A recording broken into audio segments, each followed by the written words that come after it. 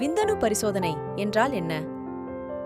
First visit அப்போ விந்தணு பரிசோதனை ஹாஸ்பிட்டல்ல எதுக்காக பண்ண சொல்றோம் அப்படின்னு சொன்னா, பேஷண்ட்ஸ் வந்து நார்மலா இருப்பாங்க, பட் ஒரு ஆன்சைட்டி, ஒரு ஹாஸ்பிட்டல் என்விரான்மெண்ட் வந்த உடனே அவங்களுக்கு விந்தணுக்கள் எடுத்து கொடுக்கறது கஷ்டமா இருக்கும். ஸோ அந்த மாதிரி பேஷண்ட்ஸுக்கு நம்ம ஒரு ட்ரீட்மெண்ட் பிளான் பண்றோம், ஐயோ இல்லைன்னா ஒரு செயற்கை கருத்தரிப்போ பிளான் பண்றப்ப அவங்களுக்கு கலெக்ட் பண்ணி கொடுக்கறது வந்து கொஞ்சம் கஷ்டமா இருக்கிற பட்சத்தில் அவங்களோட விந்தணுக்களை எடுத்து ஸ்டோர் பண்ணி வச்சுட்டு அதுக்கப்புறம் ட்ரீட்மெண்ட்டுக்கு போவோம். இதெல்லாம் அனலைஸ் பண்றது ரொம்ப இம்பார்ட்டண்ட்.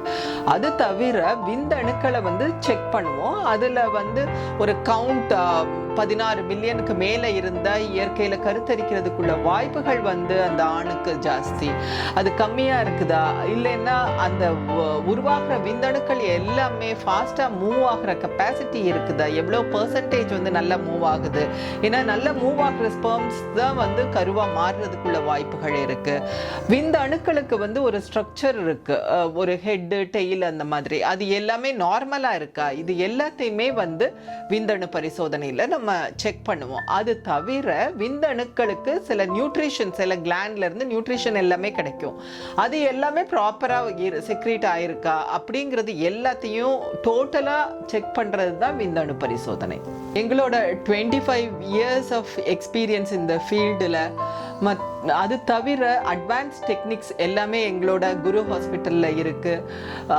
அகில இந்திய அளவில் குழந்தையின்மைக்கான தலைவராக நான் இருந்தால் கூட இந்த சமூகத்திற்கு எங்களால் முடிஞ்ச ஹெல்ப் பண்ணணும் அப்படிங்கிறது தான் எங்களோட எண்ணம்.